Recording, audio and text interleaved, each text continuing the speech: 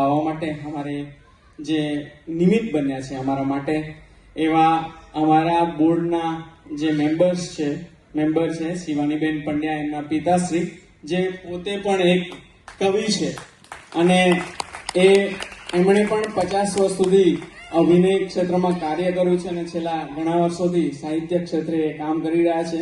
એ વિનોદભાઈ વ્યાસ અહીં ઉપસ્થિત છે આપણી વચ્ચે. એમણે એક પુસ્તક લખ્યું છે કાવ્ય માટે, કાવ્યનું એક પુસ્તક પ્રસિદ્ધ કર્યું છે.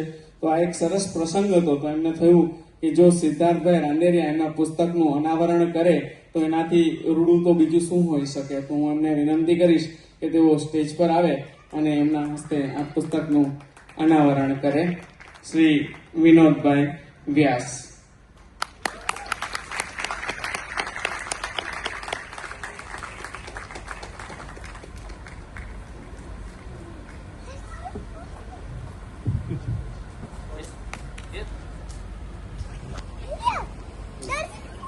પુસ્તકનું નામ છે પડઘા પડ્યા મૌનના. પુસ્તકનું નામ છે પડઘા પડ્યા મૌનના. હૃદય શબ્દ સુધી લાગણીઓની સફર. બહુ સરસ વિનોદભાઈ. અને તમારી મુલાકાત અવશ્ય જ્યારે જ્યારે હું રાજકોટ જાઉં છું ત્યારે થતી જ હોય છે. અને તખ્તાના જૂના જોગી છે. ખૂબ ફરી એકવાર ખૂબ ખૂબ અભિનંદન. Thank you.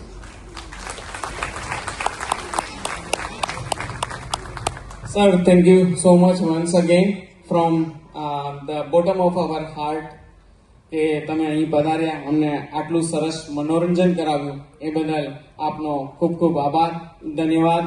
Thank you so much. જે પણ પ્રેક્ષકો અહીં પધાર્યા છે, શાંતિથી બેસ્યા અને આ નાટકનો આનંદ માણ્યો એ બદલ આપ સૌનો પણ ખૂબ ખૂબ આભાર. શ્રી બ્રહ્મ સમાજ દમણ હંમેશા કલા, સંસ્કૃતિ અને શિક્ષણ ક્ષેત્રે આવા કાર્યો કરતા રહેશે. તો આપનો સતત આવો સપોર્ટ મળતો રહે એવી શુભેચ્છાઓ અમે રાખીએ છીએ, એવી શુભકામનાઓ અમે રાખીએ છીએ. અને સરનું આગામી ફિલ્મ આવી રહ્યું છે, એમના માટે પણ સર તમે એકાદ બે શબ્દો કહો અને એમને આપણે શુભકામનાઓ પાઠવીએ. એકચ્યુઅલી મારી પ્રમોશનની એક્ટિવિટી ચાલુ છે. આજે આખું યુનિટ અમદાવાદ ખાતે છે, પરંતુ મેં એમને પહેલેથી જ કહી રાખેલું કે 13મી તારીખે હું તમારી સાથે નહીં જોડાઈ શકું. 19મી ફિલ્મ રજૂ થઈ રહી છે અને તમારા માટે એક જાણકારી રૂપે માત્ર કે આ પહેલી ગુજરાતી ફિલ્મ છે જે રજૂઆત કરે છે, જેના નિર્માતા તરીકે ધર્મા પ્રોડક્શન્સ, કરણ જોહર.